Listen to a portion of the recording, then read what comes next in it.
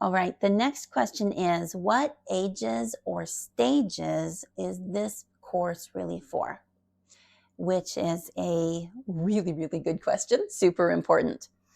And like all my curriculum that I write for Let's Do School, I try to make it for at least upper elementary all the way through high school, which can sound a little odd if you're used to buying curriculum because most of them are very designed for this is fifth grade, this is sixth grade, this is 10th grade.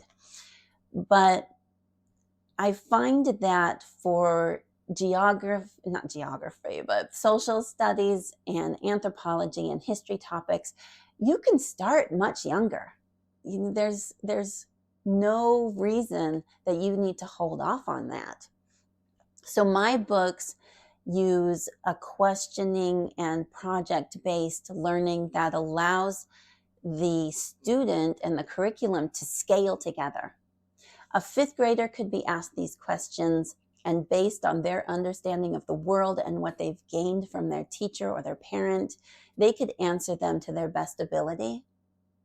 And then a high schooler who has a lot broader experience base and learning base could answer the same question, but with more depth. And then the parent or the teacher, it's so easy to take their answer from these topics and then stretch them a little bit further. So if you find them having trouble relating to something in more of a mature kind of way, you can bring that to them very easily using this as a spine. And most of that comes out in discussion. So it's a broad range of ages. The basic reading level in here is probably about fifth grade, and that is the universal reading level. So if you have English language learners, they typically can reach a fifth grade level. So this would be applicable to them. If you have students who struggle with reading and it's just been very difficult for them, even if you read these aloud, they would absolutely be able to understand the subjects and the language in here.